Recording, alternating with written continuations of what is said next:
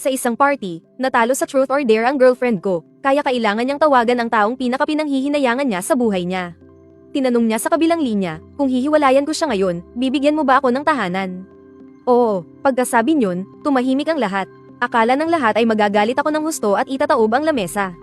Pero hindi nila inaasahan, kalmado ko lang na tinanggal ang singsing sa aking daliri.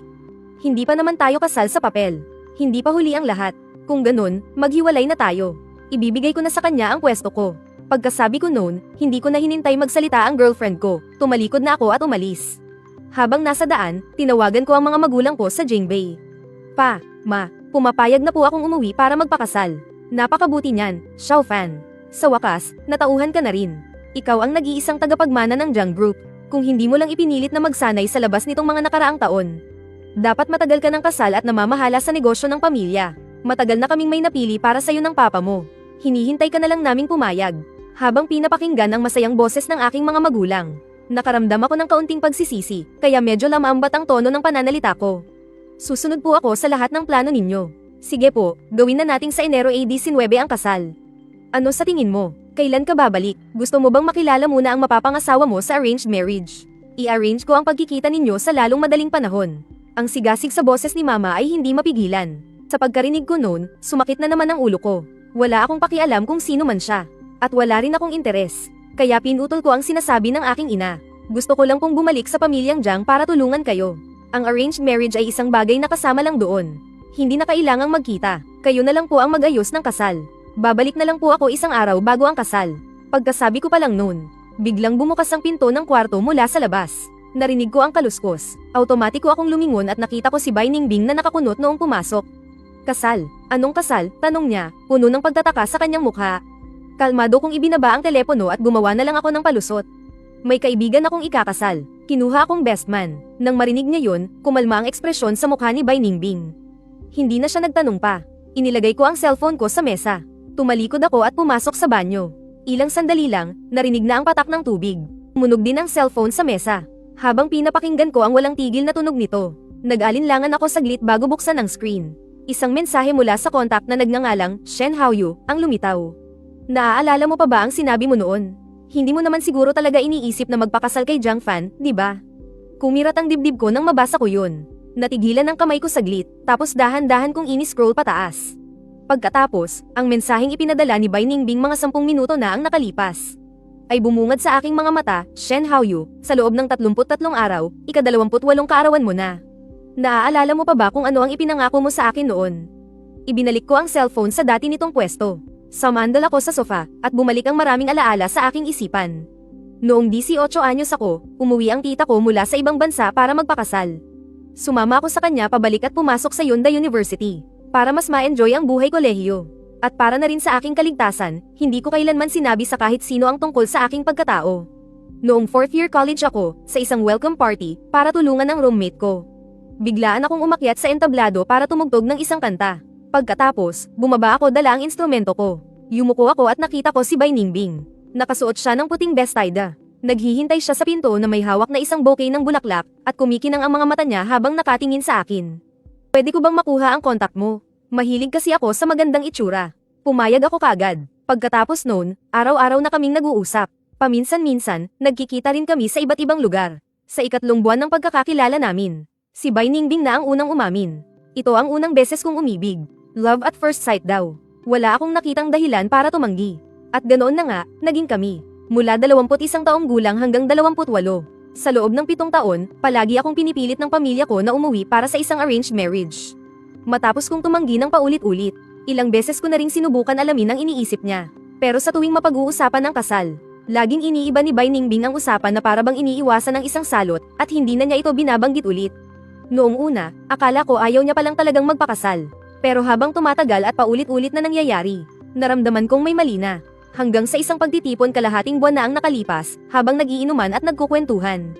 Narinig ko ang katotohanan. Ang taong nasa puso pala ni Bai Ningbing ay ang kanyang kababatang si Shen Haoyu. Sayang lang at one-sided love lang pala. Kaibigan lang ang turing sa kanya ni Shen Haoyu. At ang dahilan kung bakit niya ako nilapitan ay dahil lang noong gabing una kaming nagkita, may naging kasintahan si Shen Haoyu. Tang itsura ko habang tumutugtog ng piano sa entablado ay may pagkakahawig daw sa taong gusto niya. para maibsan ang kanyang pagkabigo, at para na rin inisin si Shen Haoyu. Kaya niya ako pinili, sa mga sumunod na taon. Pabago-bago ang naging relasyon ni Shen Haoyu, umabot sa 12-12 ng syota. Sa tuwing nababalitaan niyang nakipaghiwalay ito, laging naiisip ni Bai Ningbing na puntahan siya. Pero bago pa man siya makapagsalita, nakahanap na naman ng bago si Shen Haoyu.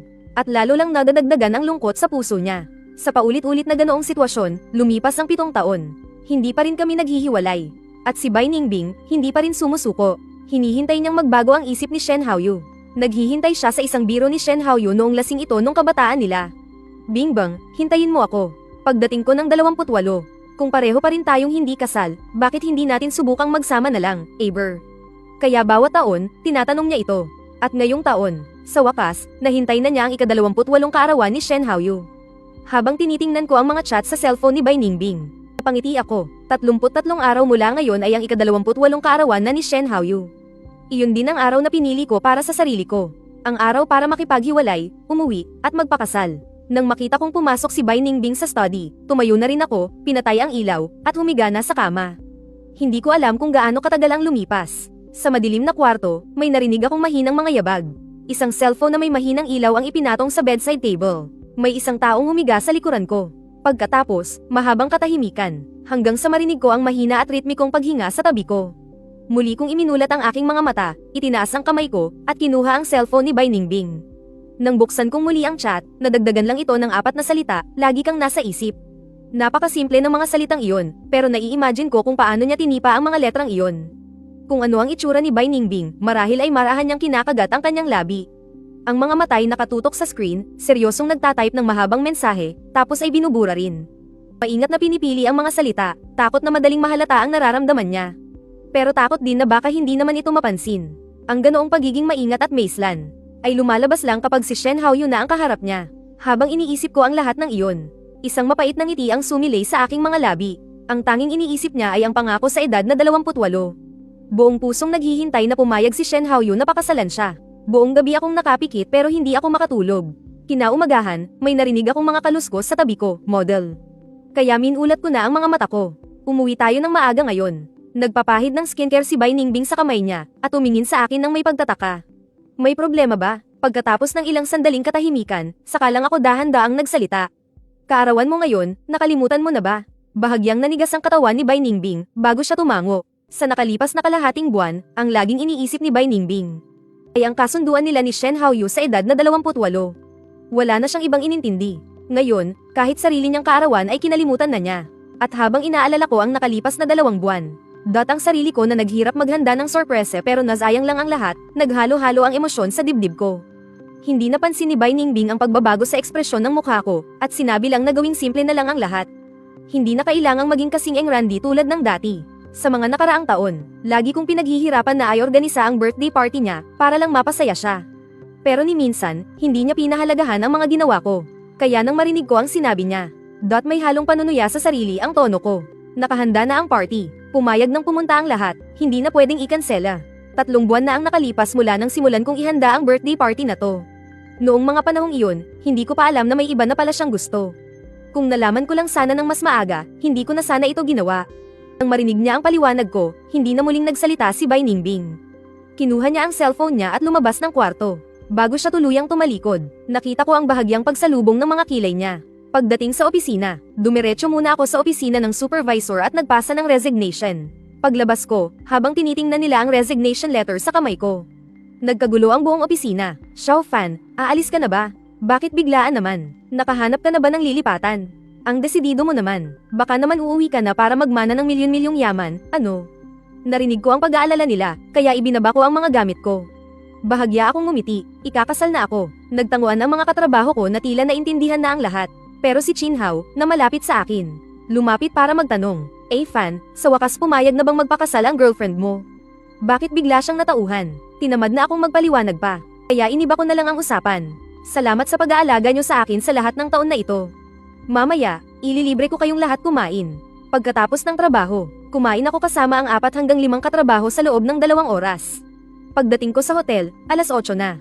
Nagmamadali akong naglakad papunta sa pinto ng private room.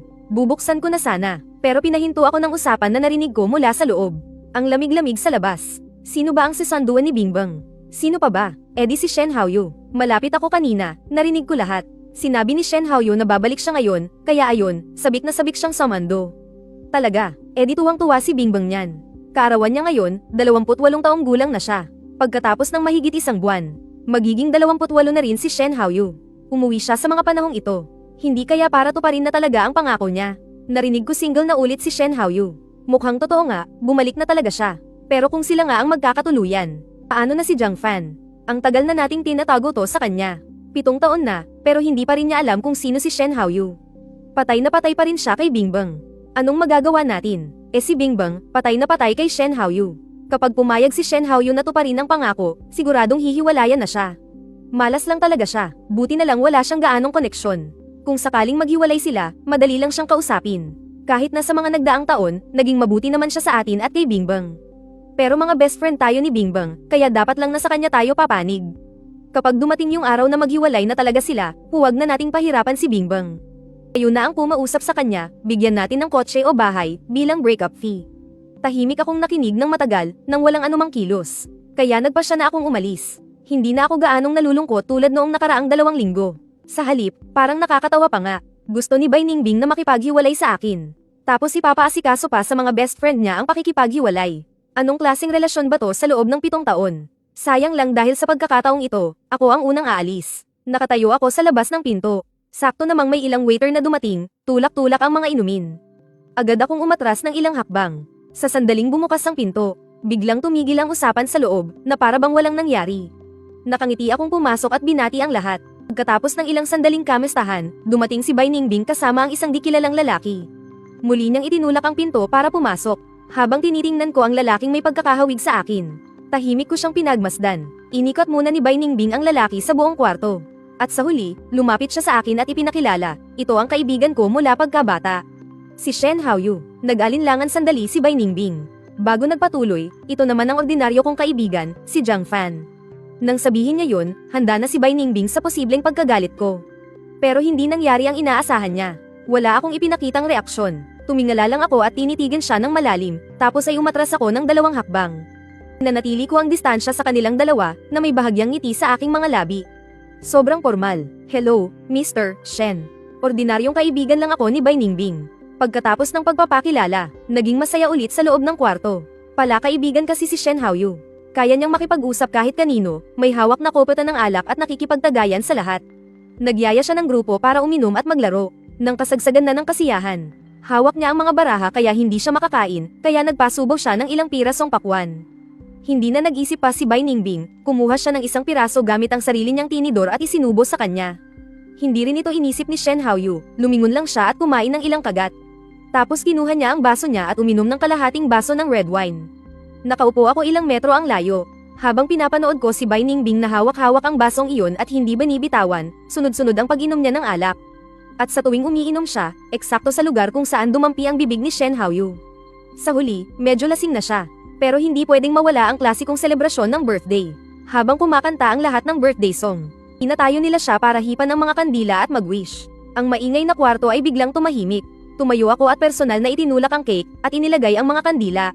Habang tinitingnan ng numerong 28 sa mga kandila, hinilat ni Bai Ningbing ang kanyang sentido. Para bang sinusubukang alisin ang kalasinggan, ang kanyang mga mata ay medyo wala ng focus. Iginapang niya ang tingin sa buong kwarto, at pagkatapos ay itinaas ang isang daliri. Sa birthday ko ngayong taon, ayoko nang mag-wish. Gawin na lang nating tanong. Habang nagsasalita, tinuro niya si Shen Haoyu. At ang tingin na iyon, kahit hindi malinaw ay sobrang nag-aalab. Ay diretso ring napunta sa kanya. Haoyu, magiging 28 ka na rin. Gusto kitang tanungin, may girlfriend ka ba ngayon? Pagkasabi niyon, nagkatinginan ang lahat ng mga nanunood. Sa harap ng mga mapanuring tingin mula sa lahat ng dako, bahagyang natigilan si Shen Haoyu. Sumagot siya na wala raw siyang girlfriend. Pagkatapos ng maikling katahimikan, hindi ko alam kung sino ang sumigaw ng wow na puno ng sorpresa. Biglang nag-ingay ang buong silid. Tumayo ang ilang lasing na matatalik na kaibigan at itinulak ang lasing na si Bai Ningbing, nagsimulang kumanta at sumayaw. Habang pinagmamasdan ang magulong eksena, nakaupo lang ako at hindi gumagalaw. Tahimik at kalmado kong ginagampanan ng papel ng isang ordinaryong kaibigan na walang kaalam-alam sa nangyayari. Nagtagal ang gulo hanggang madaling araw. Sa wakas, natapos na rin ang birthday party. Nang makaalis na ang lahat, saka ko ay nalalayan si Bai Ningbing papasok sa sasakyan. Dahil sa labis na kagalakan kanina, marami siyang sinabing totoo mula sa puso habang nakasandal sa akin. Umahagulgol niyang sinabi, Shen Haoyu, huwag kang umalis, manatili ka sa tabi ko, pwede ba? Bakit silang lahat pwede, pero ako hindi? Ang tagal-tagal na kitang hinihintay. Araw-araw kitang hinihintay. Narinig lahat ng driver sa unahan ng usapan at palihim na tumatawa sa buong biyahe. Bago kami bumaba, nakita niya akong inaalalayan ng babaeng lasing. Hindi niya pinalampas ang pagkakataong manukso, Mister, mahal na mahal ka ng girlfriend mo, ah. Ngumiti lang ako ng bahagya sa driver, na may mahinahong tono.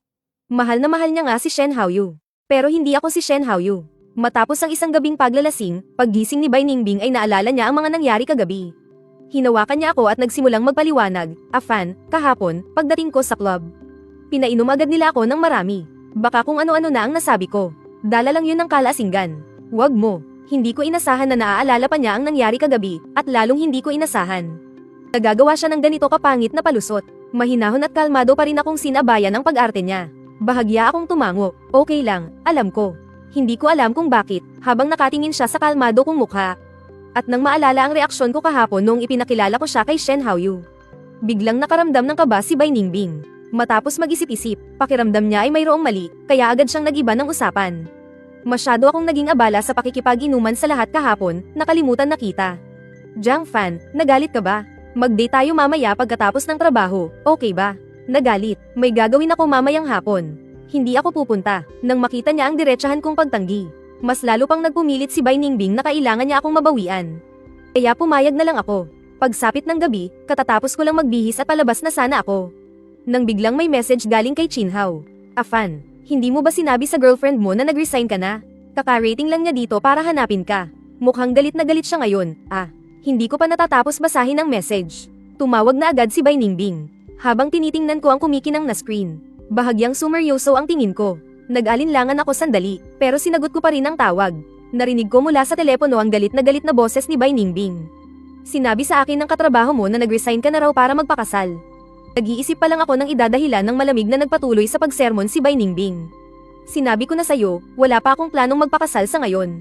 Doon ko lang napagtanto na akala pala ni Bai Ningbing ay pinipilit ko siyang magpakasal. Kaya pala ganito na lang ang galit niya. Mahinahon akong nagpaliwanag. Nagbibiro lang ako sa mga katrabaho ko, siguro sineryoso nila. Nag-resign ako kasi medyo pagod ako nitong mga nakaraang araw at gusto kong magpahinga. Nang marinig niya ito, sa wakas ay bumalik na sa normal ang boses sa kabilang linya. Huwag ka nang magbibiro ng ganyan sa susunod.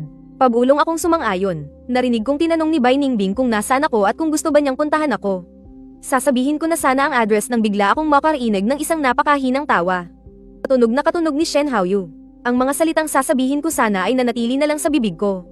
At naging, huwag na. Mabilis na ibinaba ang tawag. Habang tinitingnan ng unti-unting umiitim na screen, isang mapanuyang ngiti ang lumitaw sa aking mga labi. Kung gusto niya talaga akong puntahan, bakit ang bilis niyang ibinaba ang tawag? Porma lang pala ang pagtatanong niya. Bakit ko pa sineryoso? Pumara ako ng sasakyan at nagpunta sa napag-usapan naming restaurant. Matapos marinig ang pangalan, dinala ako agad ng waiter sa rooftop restaurant. Isang lamesang punong-puno ng pagkain, pero wala ni isang tao. Nang makita ang nagtataka kong tingin, magalang na nagpaliwanag ang waiter, si MS, bye po. Umawag 10 minuto na ang nakalipas para umorder ng pagkain at sinabing kumain na raw po kayo muna. Mayroon daw po siyang emergency, baka mahuli siya ng dating. Naalala ko ang tawag kanina, at isang ngiti ng pagkakaunawa ang lumitaw sa aking mukha. Emergency, baka kasama na naman niya si Shen Haoyu. Sa bagay, hindi rin naman iyon kasinungalingan. Kasi para sa kanya, basta't kasama niya ang taong gusto niya. Kahit ang pinakamaliit na bagay ay maituturing na emergency. Hindi ko na rin ito masyadong inisip. Dumiretso na ako sa private room. Masigasig namang inayos ng waiter ang mga kubyertos para sa akin. Isa-isang ipinakilala ang mga pagkain, habang tinitingnan ng mesang puno ng seafood. Napapikit ako ng bahagya, noong mga taon ko sa Europe, hindi ako sanay sa western food. Madalas akong kumain ng seafood kaya medyo nagsawa na ako. Pag-uwi ko, hanggang ngayon ay hindi pa rin ako masyadong sanay. Kung kasama ko siyang kumain dati at nakita ko ang mga pagkain ito, malamang ay pagbibigyan ko siya. Pero ngayon, ayoko nang pahirapan pa ang sarili ko. Ikinumpas ko ang aking kamay at sinabihan ang waiter na alisin ang buong mesa ni Mr. Jiang. Bayad na po ito ni MS, bye. Medyo may kamahalan po ang presyo. Sigurado po ba kayong hindi na ninyo kakainin? Kung aalisin po kasi lahat, hindi na po ito refundable sa aming restaurant. Itinaas ko ang aking kilay. Kumuha ako ng card mula sa aking bag at iniabot ito. Alam ko, alisin nyo muna yung mga bagong order na pagkain. Gamitin nyo na lang ang card na ito. Huwag kang mag-alala, kaya kong bayaran yan. Hanggang sa matapos akong kumain, hindi pa rin nagpakita si Bai Ningbing. Tinamad na rin akong maghintay sa kanya. Pagkatapos magbayad, umuwi na ako. Nasa kalagitnaan pa lang ako